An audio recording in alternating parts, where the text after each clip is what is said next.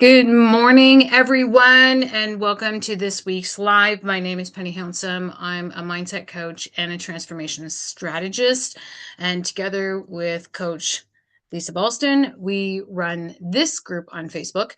And today I wanted to talk about the deeper levels of why we self sabotage, why we quit, how it's a habit and a pattern, not just something that should be, monitored, or it's our motivation or procrastination and all of those things that we like to believe about ourselves. So, titling today is Why We Are Taught to Quit and How to Finally Stop. So before we dive in, I want you to do one thing. I want you to drop a heart in the comments if you remember being a little girl and having someone finish something for you before you had a chance to figure it out for yourself. Because today we're going to talk about where that moment went and why it's still affecting you today. So first we're going to talk about where the quitting identity came from. And for most women that come to us thinking that their problem is like discipline or laziness or lack of motivation, consistency, that sort of thing, they think that if they could just find enough motivation or enough willpower, find the right plan, the silver bullet, as they would say, they would finally be consistent. But here's what I've learned over the years of doing this kind of work. The problem never started with discipline. It starts in childhood. And I've talked about trauma, big T traumas, small T traumas, the big T being like catastrophic. These things change your lifestyle, they change your life. Small T traumas are just like death of a thousand paper cuts. They're so small. They're these quiet moments that everybody's like, but like that couldn't have been a trauma. Not necessarily a trauma as in the sense and the word used for that, but it's in the quiet moments that nobody remembers as significant, but your nervous system, your body, your brain, they remember every single one of them. And we talk about the subconscious mind, it gets stored there, right? So we all do that. So think about this. You're 5 years old, trying to tie your shoes, you're slow, you're concentrating, and you're figuring it out. And your mom, who is stressed, running late, completely overwhelmed, reaches down and just does it for you. Now, she meant well. She always meant well.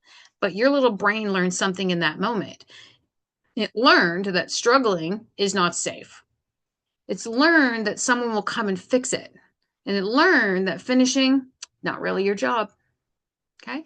So that was only just that one moment, but it happened with homework, chores, decisions, emotions. How many of you grow up with like, you'll be fine, shake it off?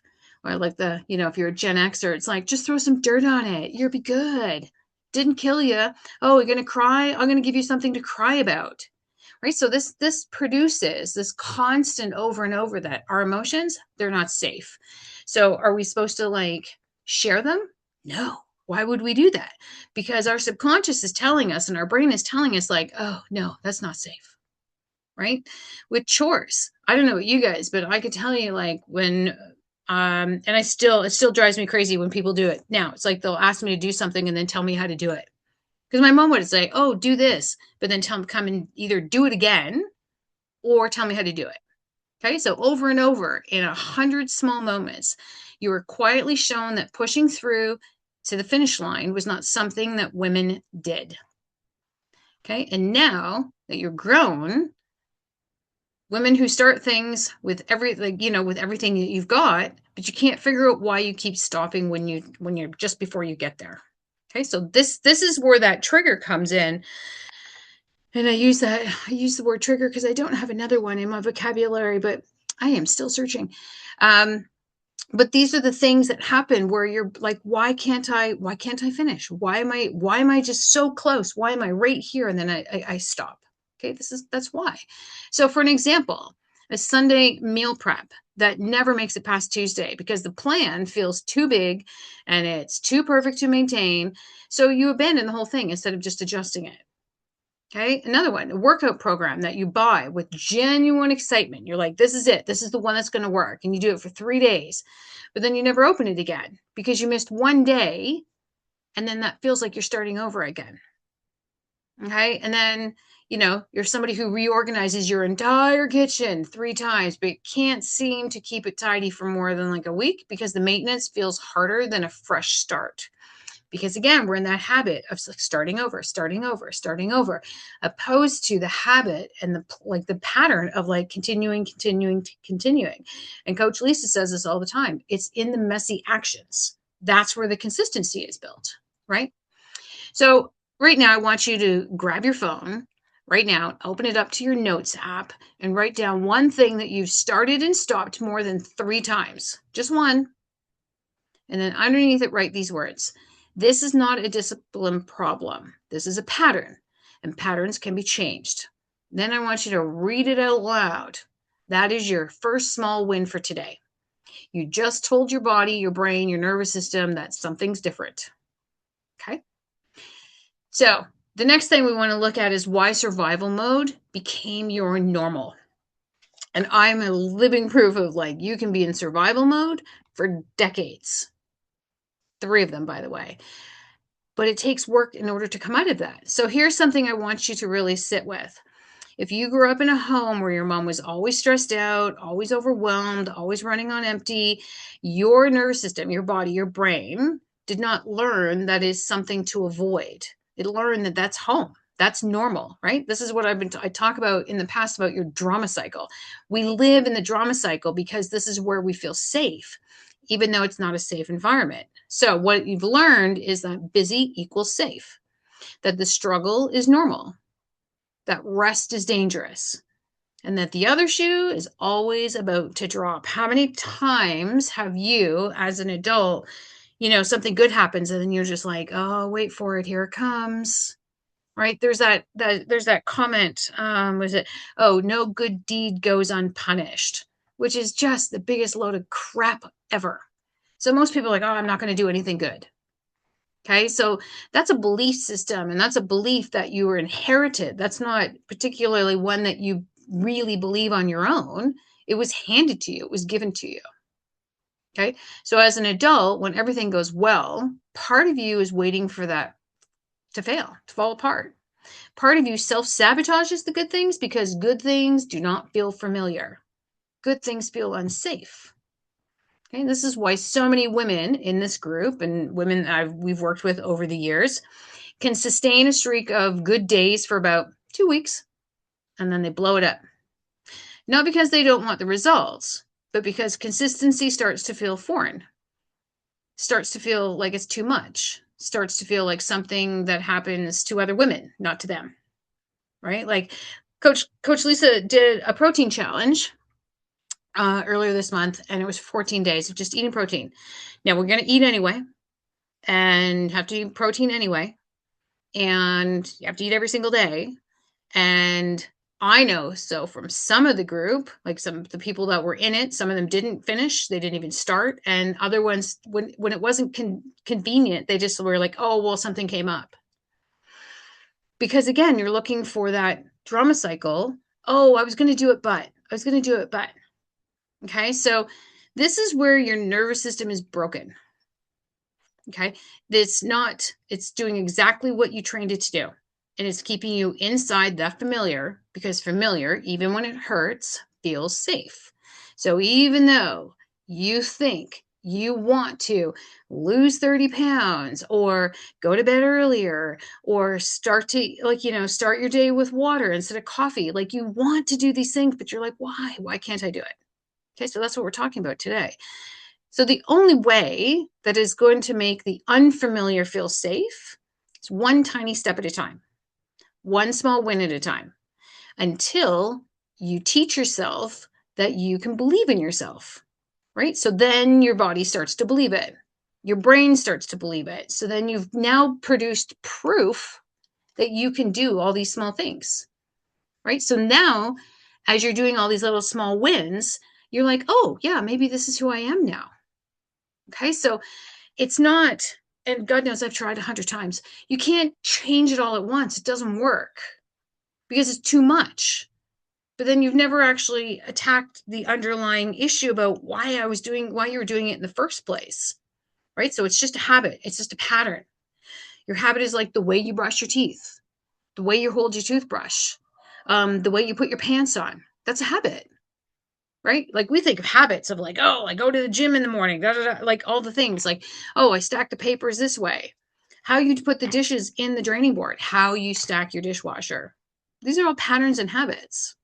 Okay, so you have to start now. We have to start looking at like our whole life, our whole being, everything we do is a habit and a pattern.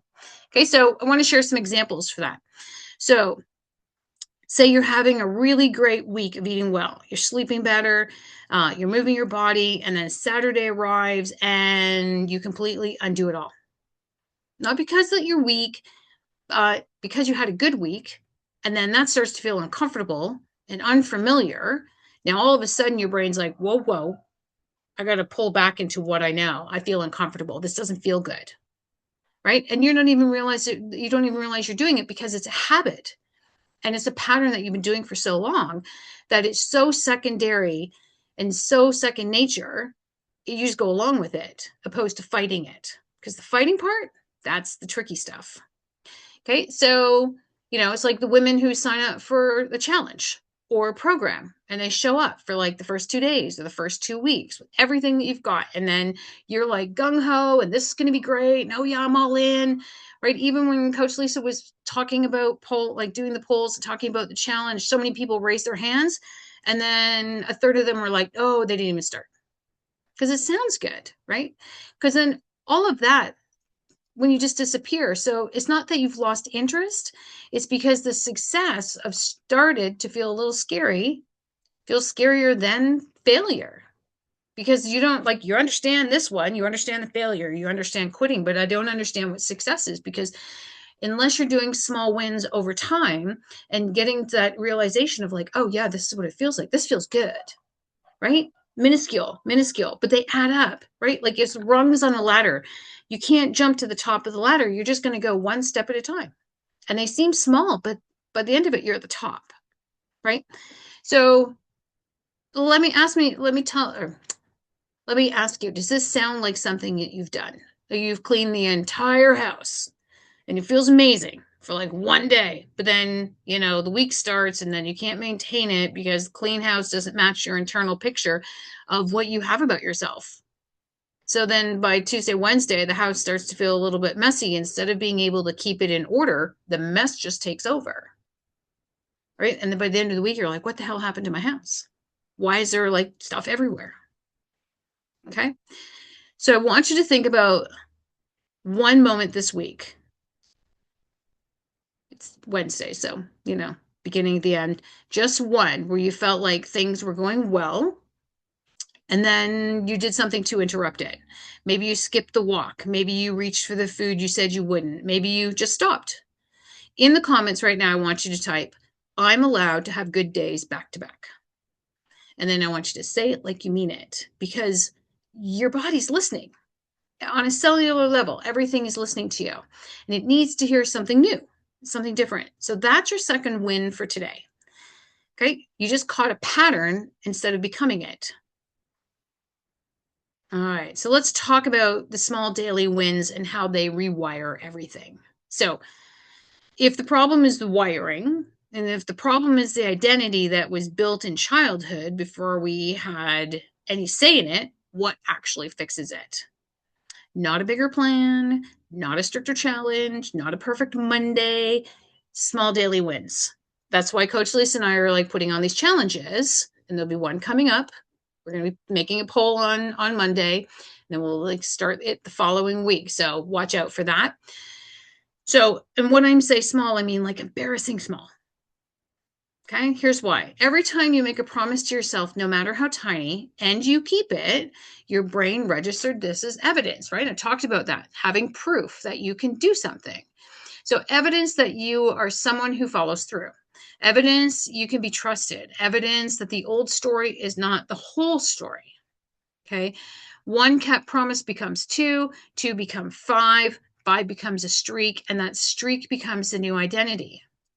Okay, not I'm someone who's always quitting, but I'm someone who keeps going. Okay, so that shift, it doesn't matter how dramatic the moment, it happens in the quiet, ordinary moments. Doesn't have to be like huge. It can be the glass of water that you drank before you had your coffee when you said you would. It could be the 5-minute walk that you took, even though you only had 5 minutes. That one deep breath you chose instead of spiraling out, because you chose to just ground and be like, okay, I'm good, I'm good, I'm good, I'm good, right? These moments are not small. They're really everything, because they're the evidence your brain has been waiting for. Sorry, that was a bug. Evidence that you are someone who shows up for yourself. And once your brain believes that, everything else starts to follow.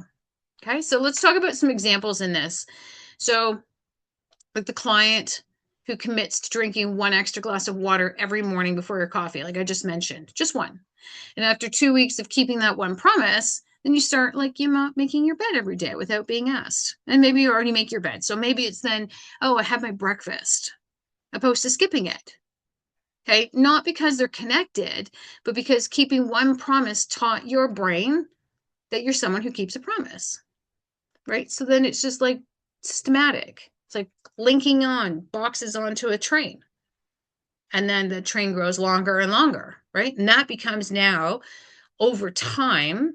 And yes, sometimes that time is a year. Sometimes that's how long it takes.